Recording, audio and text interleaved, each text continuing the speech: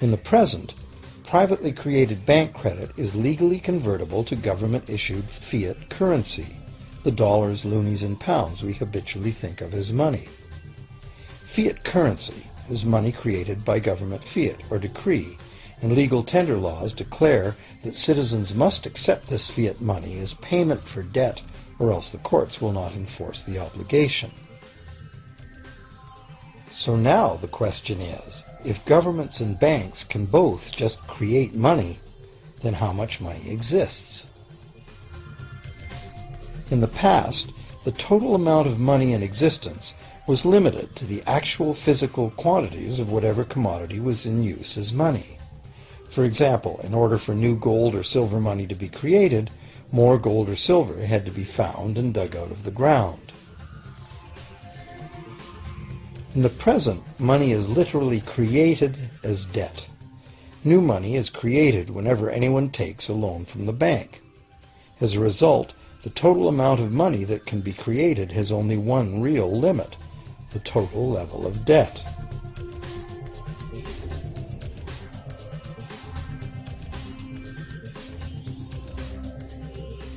Governments place an additional statutory limit on the creation of new money by enforcing rules known as fractional reserve requirements. Essentially arbitrary, fractional reserve requirements vary from country to country and from time to time. In the past, it was common to require banks to have at least $1 worth of real gold in the vault to back $10 worth of debt money created. Today, reserve requirement ratios no longer apply to the ratio of new money to gold on deposit, but merely to the ratio of new debt money to existing debt money on deposit in the bank. Today, a bank's reserves consist of two things: the amount of government-issued cash or equivalent that the bank has deposited with the central bank, plus the amount of already existing debt money the bank has on deposit. To illustrate this in a simple way, let's imagine that a new bank has just started up and has no depositors yet. However, the bank's investors have made a reserve deposit of $1,111.12 of existing cash money at the central bank. The required reserve ratio is 9-to-1. Step 1. The doors open and the new bank welcomes its first loan customer. He needs $10,000 to buy a car. At the 9-to-1 reserve ratio, the new bank's reserve at the central bank, also known as high-powered money, allows it to legally conjure into existence 9 times that amount, or $10,000, on the basis of the borrower's pledge of debt. This $10,000 is not taken from anywhere.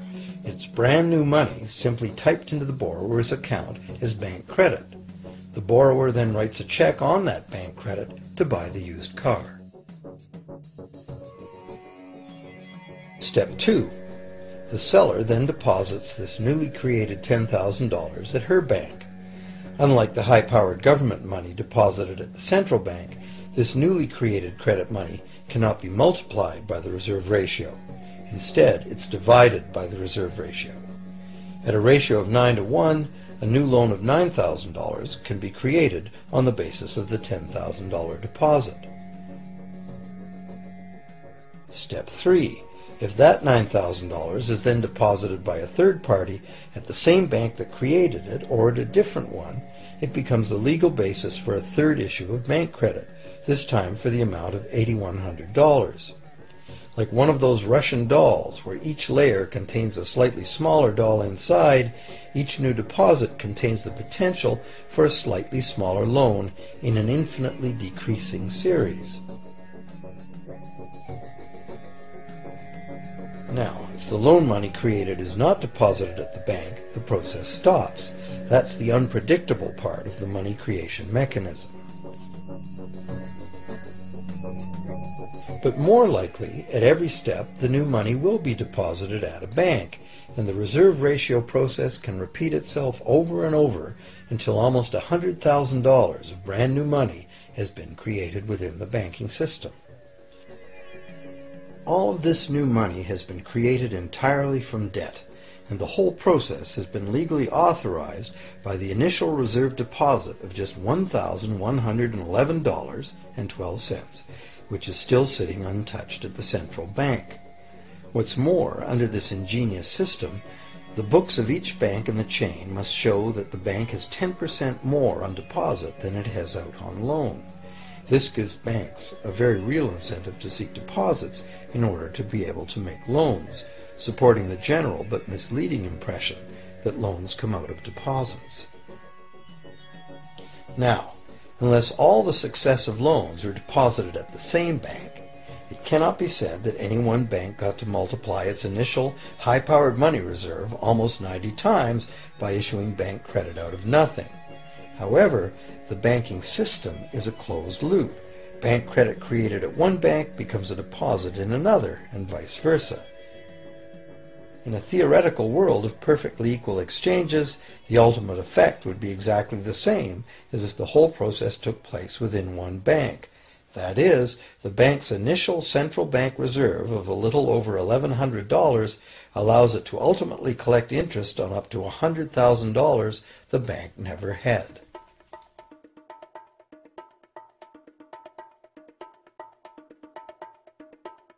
If that sounds ridiculous, try this. In recent decades, as a result of steady lobbying by the banks, the requirements to make a reserve deposit at the nation's central bank have all but disappeared in some countries, and actual reserve ratios can be much higher than 9-to-1. For some types of accounts, 20-to-1 and 30-to-1 ratios are common. And even more recently, by using loan fees to raise the required reserve from the borrower, banks have now found a way to circumvent reserve requirement limitations entirely. So, while the rules are complex, the common sense reality is actually quite simple. Banks can create as much money as we can borrow.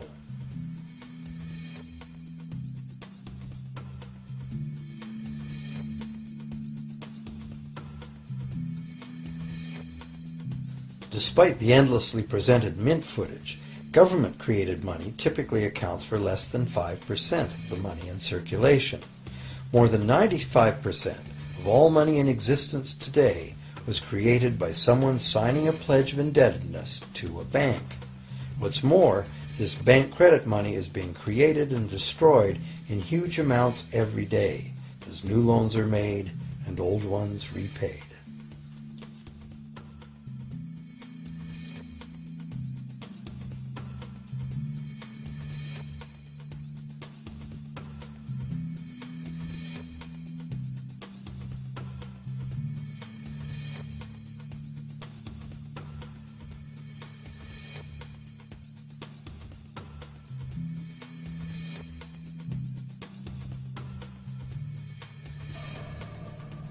Banks can only practice this money system with the active cooperation of government. First, governments pass legal tender laws to make us use the national fiat currency. Secondly, governments allow private bank credit to be paid out in this government currency. Thirdly, government courts enforce debts. And lastly, governments pass regulations to protect the money system's functionality and credibility with the public, while doing nothing to inform the public about where money really comes from. The simple truth is that when we sign on the dotted line for a so-called loan or mortgage, our signed pledge of payment, backed by the assets we pledge to forfeit should we fail to pay, is the only thing of real value involved in the transaction. To anyone who believes we will honor our pledge, that loan agreement or mortgage is now a portable, exchangeable, and saleable piece of paper. It's an IOU. It represents value and is therefore a form of money. This money the borrower exchanges for the bank's so-called loan. Now, a loan in the real world means that the lender must have something to lend. If you need a hammer, my loaning you a promise to provide a hammer I don't have won't be of much help. But in the artificial world of money, a bank's promise to pay money it doesn't have is allowed to be passed off as money, and we accept it as such.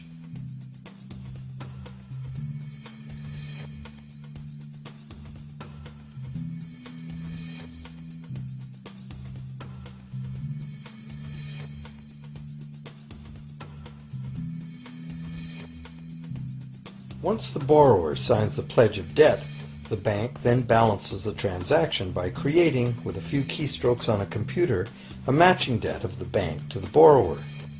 From the borrower's point of view, this becomes loan money in his or her account, and because the government allows this debt of the bank to the borrower to be converted to government fiat currency, everyone has to accept it as money.